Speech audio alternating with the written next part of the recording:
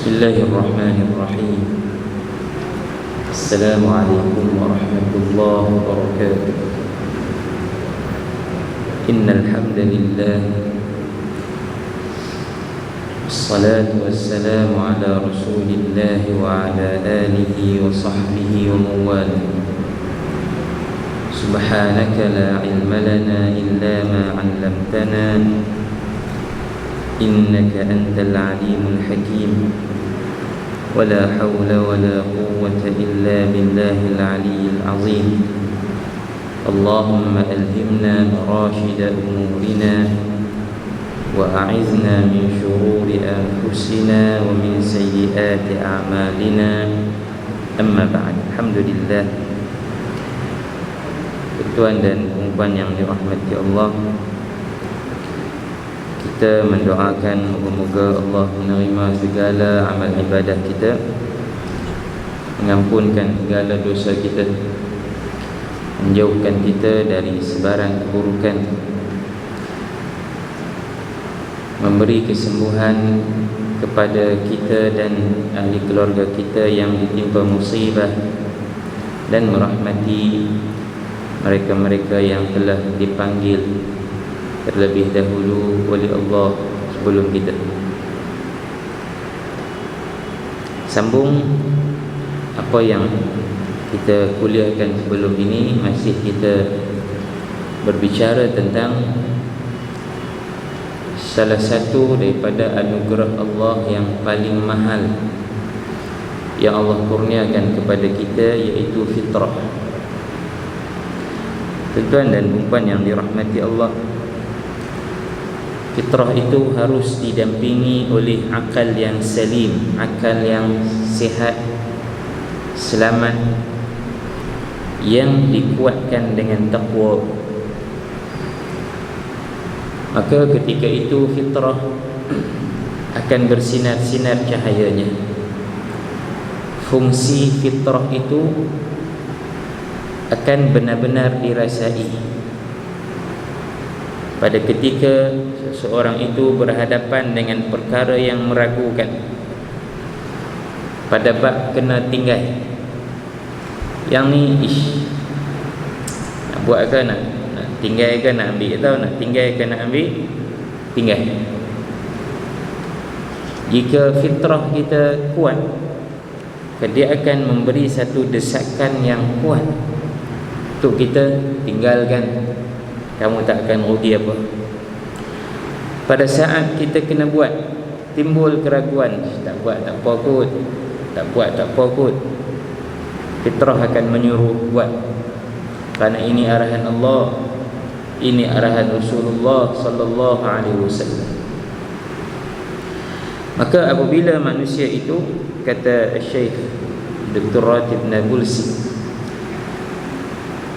diberi bekalan oleh Allah dengan akal dan fitrah untuk menanggapi mana yang baik dan buruk, mana yang hak, mana yang batil,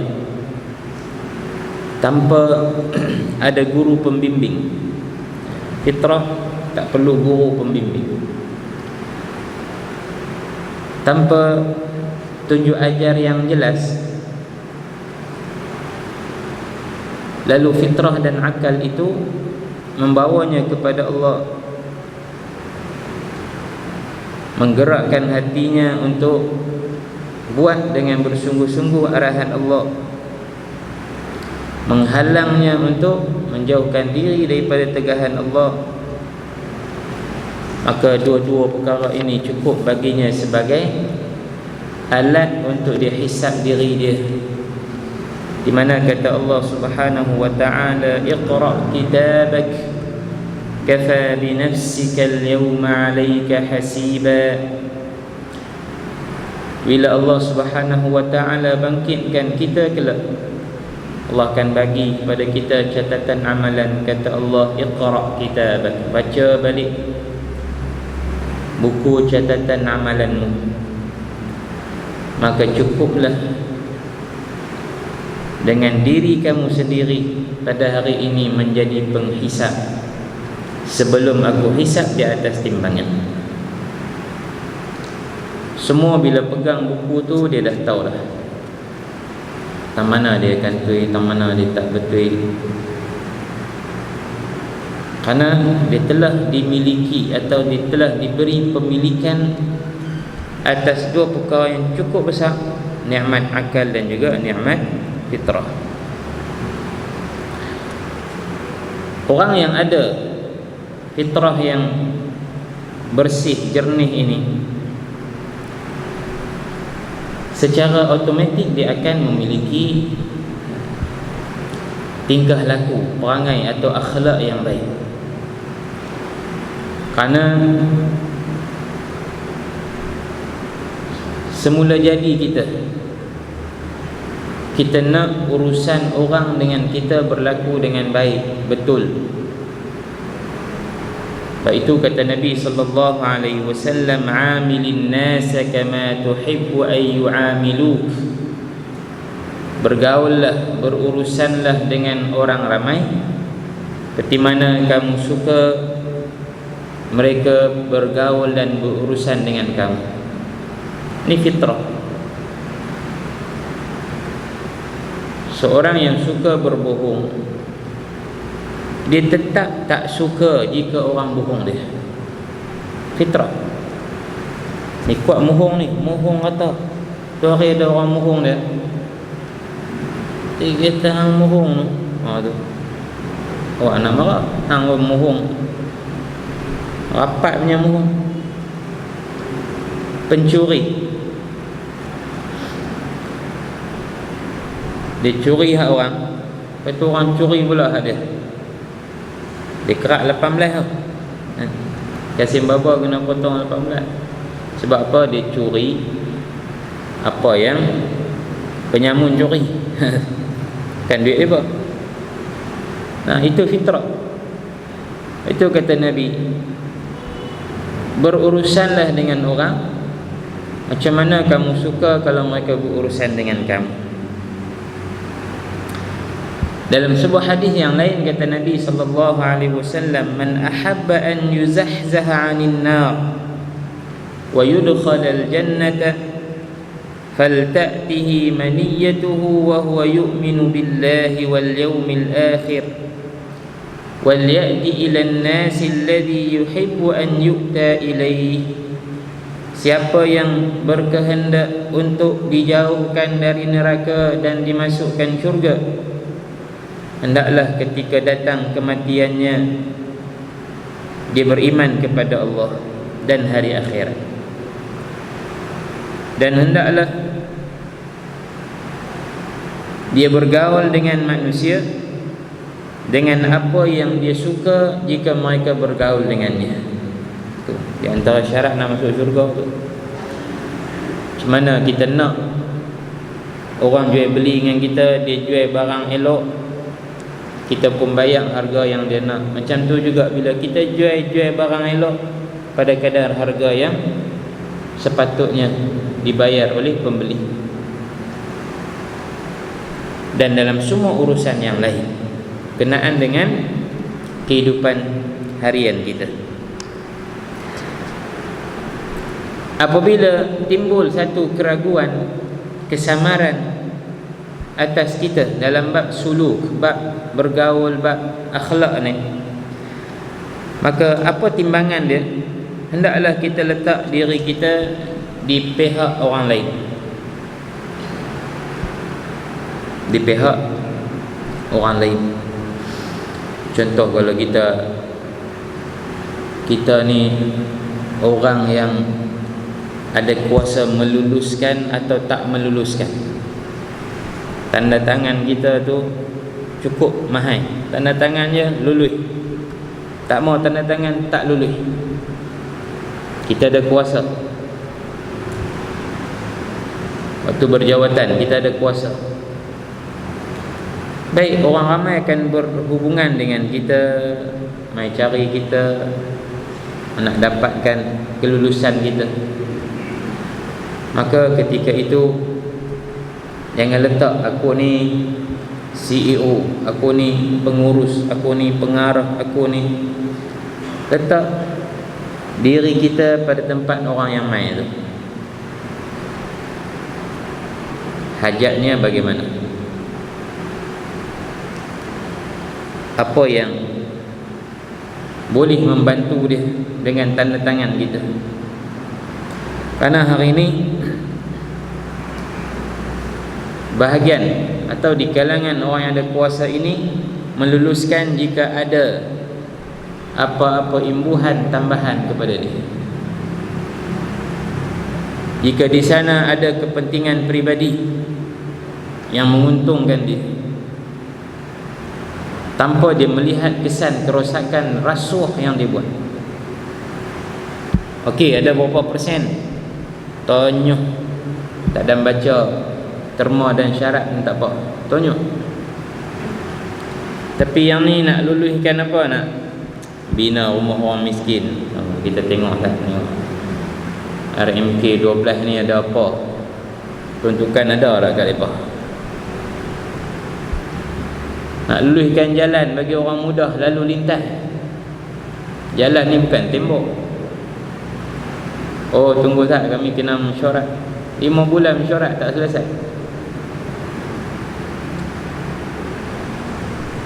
Untuk apa menyusahkan? Kita letak diri kita di tempat orang yang datang memohon tu. Lagu mana? Kenapa dia mai? Kenapa dia susah payah cari kita? Dia sangat berhajat. Subhanallah. Nabi SAW, di antara keprihatinan Nabi bila ada sahabat mai, Nabi bangun pergi dekat dia. Nabi bangun, bertanyakan hajatnya, keperluannya. Kita baca itu kitab Muhammadun Rasulullah sallallahu alaihi wasallam. Annahu kana sallallahu alaihi wasallam la yaruddu as-sa'il. Nabi tak pernah tolak siapa yang minta daripada Nabi. Tak pernah Nabi tolak. Tak ada sahabat pernah mai cerita dulu aku pernah minta daripada Nabi, Nabi tak bagi. Tak ada. Yang tu cerita tu tak pernah ada. Kecuali jika Nabi tidak memiliki apa yang diminta oleh seseorang, Nabi akan berjanji kepada dia. Janji ni kan, insya-Allah tengok dulu, tengok macam mana kami bincang lain tengok. Nabi janji, in ja'ani, kalau datang kepada aku apa yang kamu nak, aku akan beri kepada kamu. Demi Allah, bila datang apa yang diperlukan oleh seorang yang minta kepada Nabi sebelum tu, Nabi akan cari orang tu dulu.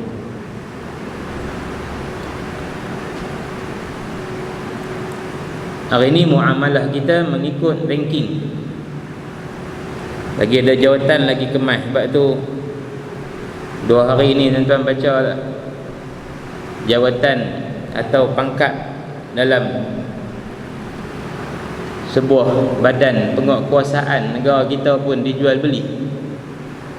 Nak naik pangkat kena bayar 100,000. Sebab apa? Dengan pangkat dia boleh buat kerja yang lebih menguntungkan dari 100,000 tu. Kegilaan rasuah hari ni cukup dahsyat. Cukup dahsyat, menakutkan. Akhirnya kita ni punyalah teruk, minta nak bawa jalan 3 tahun, lepas pun 1 inci je kan, sampai mana pun.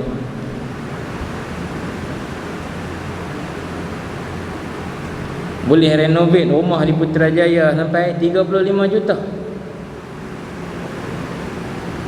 Apa nak duduk tak mana? Bila tanya tak apa, perlu diubah suai, dibaiki sebab apa, rumah 20 tahun dah. Rumah orang 30 tahun tak ada rumah. 40 tahun duduk dalam rumah buruk.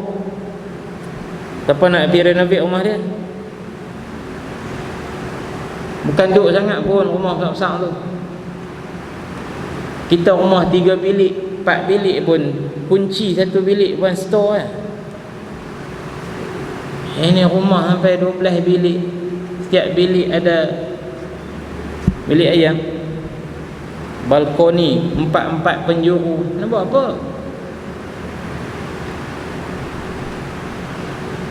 Subhanallah, fitrah hilang. Yang ada ialah rasa berkuasa. Aku ada jawatan lah ni, aku luluskan. Lepas nak kata apa? Fitrah hilang.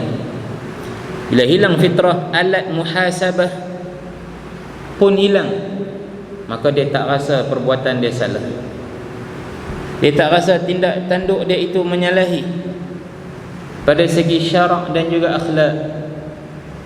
Maka dia bercakap tentang orang yang miskin, sedangkan dia terlalu kaya dan mewah pada perkara yang tidak betul.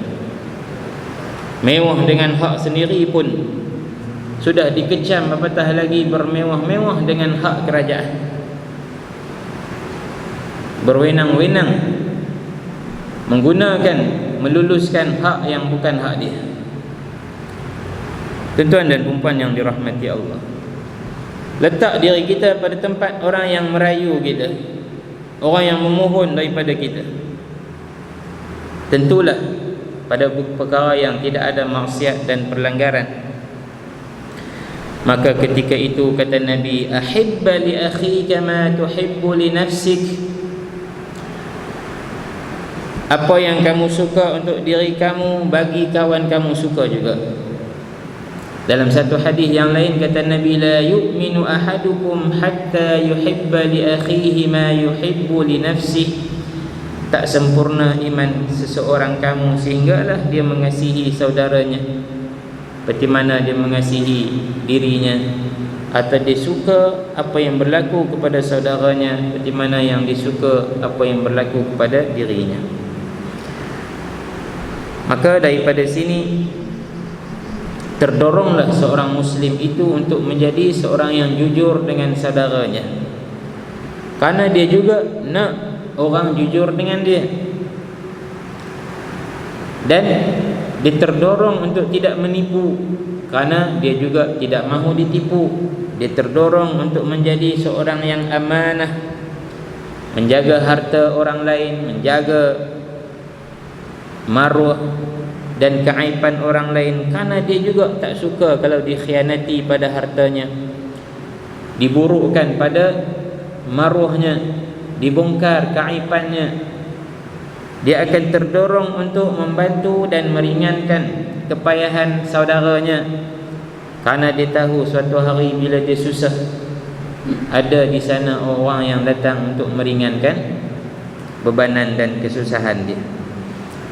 Begitulah seterusnya fungsi yang cukup besar yang ada pada fitrah yang Allah Subhanahu wa ta'ala kurniakan kepada kita.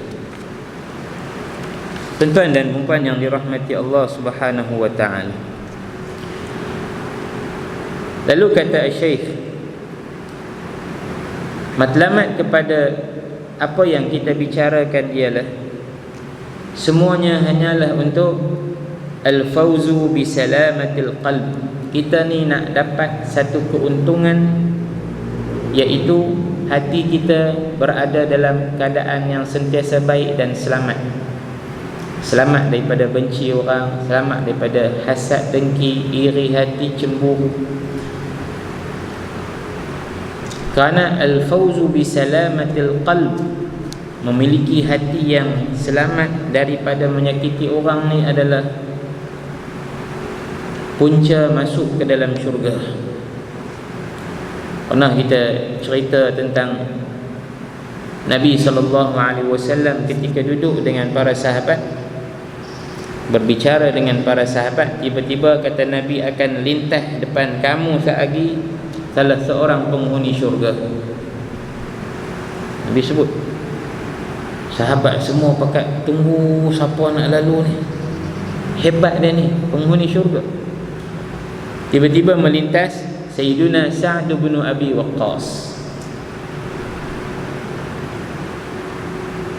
Esok macam tu juga Nabi kata, sekali ada orang penghuni syurga melintas.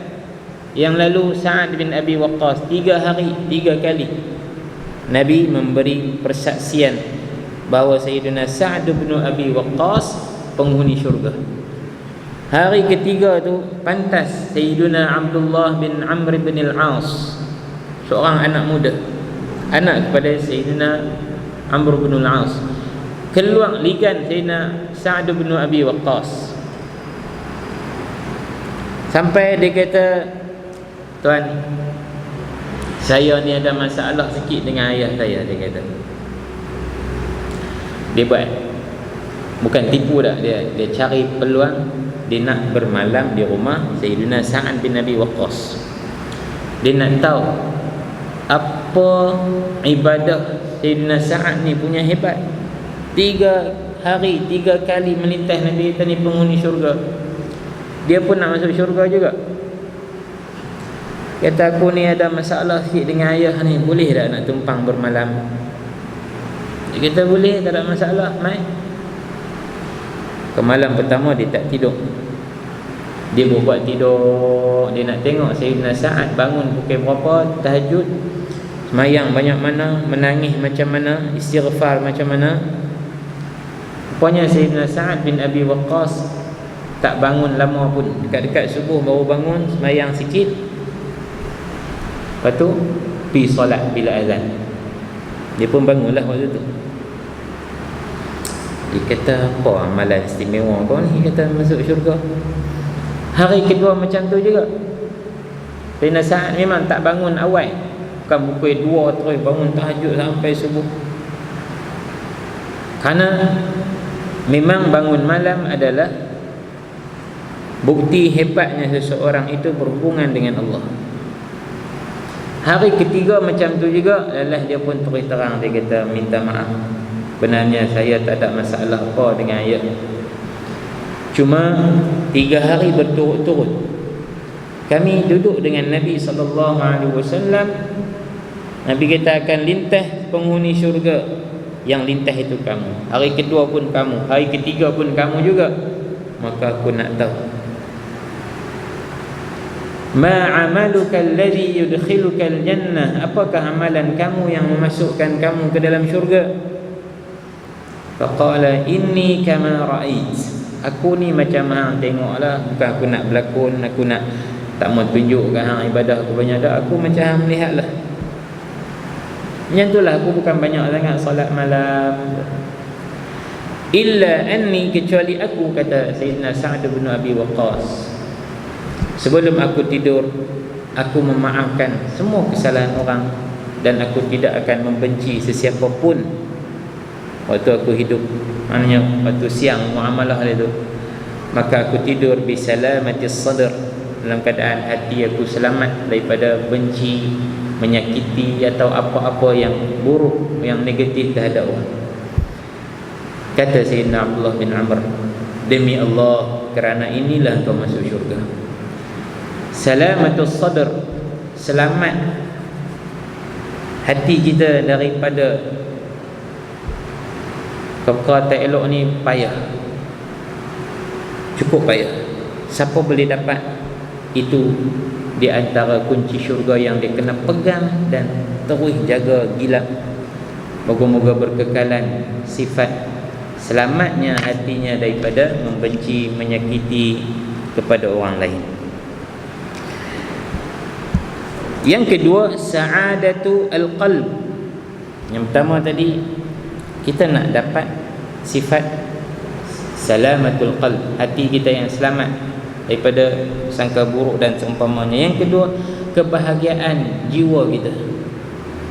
Tuan-tuan dan puan dirahmati Allah, dari tahun 2019 sampai 2010 ni, tak habis lagi 2021 ni, 1,400 lebih kes bunuh diri berlaku di negara kita. Banyak daripada bermula umur 19 ke atas. Banyak antara umur 19 dan 30-an yang disifatkan masih muda. Masih banyak masa dia untuk dia berusaha untuk dia dapat hidup dia yang sempurna. Bahkan di sana ramai yang hidup dalam keadaan serba memiliki, tapi tekanan perasaan. Dibahaskan kemarin saya baca sikit dalam Dewan Negara, perbahasan kenaan dengan kesihatan mental lah ini. Kesihatan mental. Yalah, memang rakyat duk bunyi lama dah. Kepung tu kepung bagi agak-agak lah. Kepung pun janganlah sampai menafikan hak. Kalau Suhakam kata hak nak berjantina itu hak manusia, hak berjantina, dia nak jadi jantan ke betina ke atau jantina. Ni jantina ni yang masalah, campur jantan dengan betina. Itu hak mereka. Tapi kenapa menafikan hak orang yang tak suntik vaksin? Saya bukan anti vaksin, saya suntik 2 kali. Ni ada tanda orang ni. Adakah kajian telah dibuat dengan betul tepat bahawa yang tak suntik ni punca? Tak ada gejala tak apa. Bab gejala sila. Okey, ada gejala batuk, demam, sesama apa, jangan mai. Cukup arahan umum. Dulu ada kawan kata tak wajib. Tak nak. Ligan nak balik kampung kena cucuk. Untuk apa? Nak main masjid kena cucuk. Bila dia jadi syarat sah solat ni?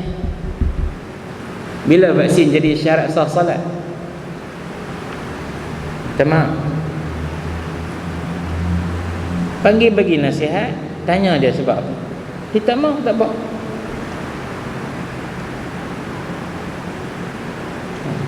Budak-budak mak 12 tahun. Mak 12 tahun nak kurang dalam rumah sampai tahu mana. Nak pergi tang tak boleh, nak pergi tang ni tak boleh. Mana hak dia untuk bersosial ikut mak ayah dia? Punca yang menyebabkan gangguan mental adalah apa yang kita buat sendiri.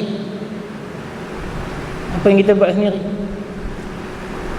Tak usah duk bincang lah, duk cari, duk buang masa cari macam mana nak selesaikan. Kita sendiri tak mahu selesaikan.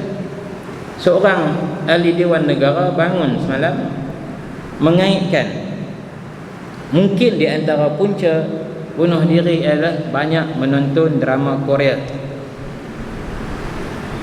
Saya berpandangan atau hampir bersetuju. Dia bukan ahli parlimen jeli.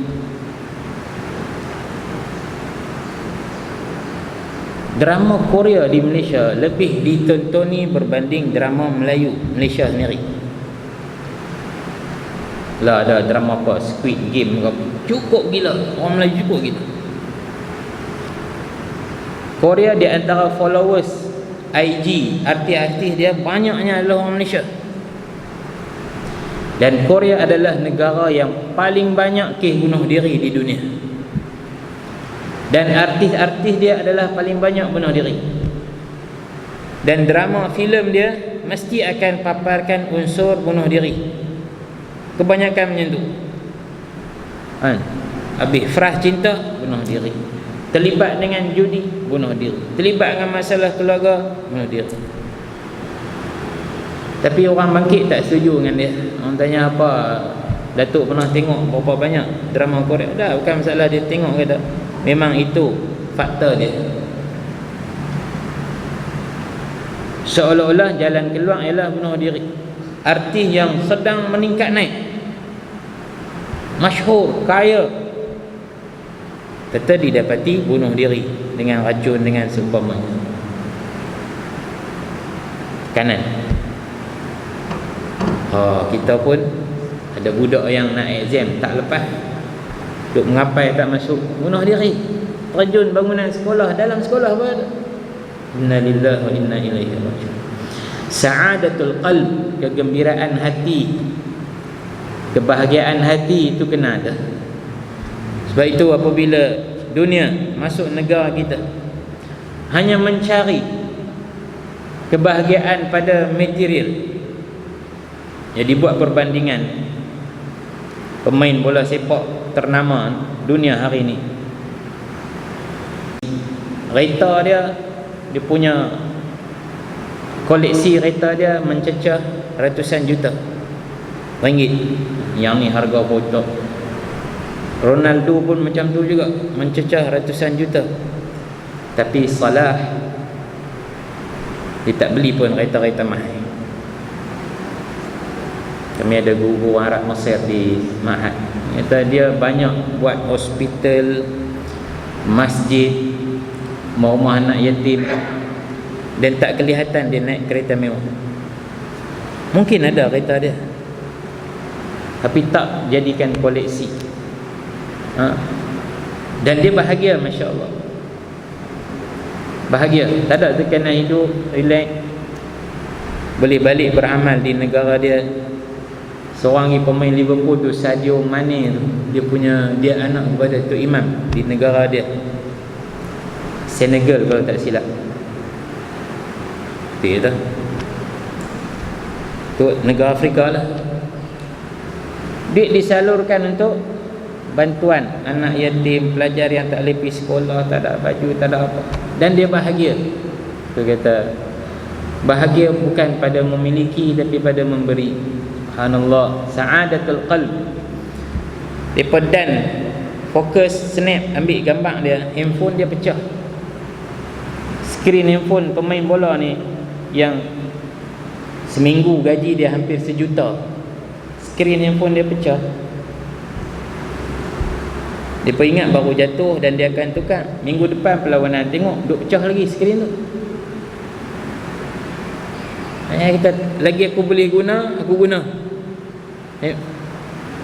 Kita gaji 1,000 pun duk tunggu gaji keluar, duk tunggu Apple keluar.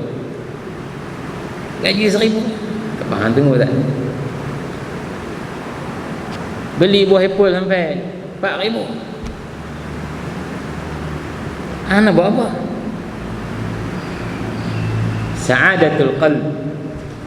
Nah, wa nailul jazaa'il mu'ajjali fid dunya, dan juga untuk mendapat balasan segera di dunia. Ya, semua kita nak balasan segera, kesihatan, kebahagiaan, rumah tangga yang baik, anak-anak yang saleh salihah. Wan najati minal 'adzabil mu'ajjali fiha, dan selamat daripada al-iqab, daripada balasan segera di dunia pun kita bimbang. Kita buat salah, tuan-tuan dirahmati Allah, namun alhamdulillah Allah tak segerakan balasan. Kalau segerakan balasan, selesai dah, kita lama dah. Yang terakhir, summal fawzul azimu bis sa'adatil mutlaqatil abadiyyati fil akhirah, kejayaan yang besar, mendapat kebahagiaan yang mutlak, yang kekal abadi di akhirat kelak, dapat masuk ke dalam syurga Allah Subhanahu wa ta'ala. Di antara surah yang banyak cerita tentang nikmat syurga adalah surah Al-Insan yang kita baca pagi-pagi Jumaat dalam salat subuh. Boleh buka surah tu, cari tafsiran dia, lihatlah bagaimana nikmat syurga yang Allah Subhanahu wa ta'ala janjikan kepada orang-orang yang beriman. Wallahu a'lam. Sallallahu ala sayyidina Muhammad wa ala alihi wa sahbihi wa sallam. Walhamdulillahi rabbil alamin. Assalamualaikum warahmatullahi wabarakatuh.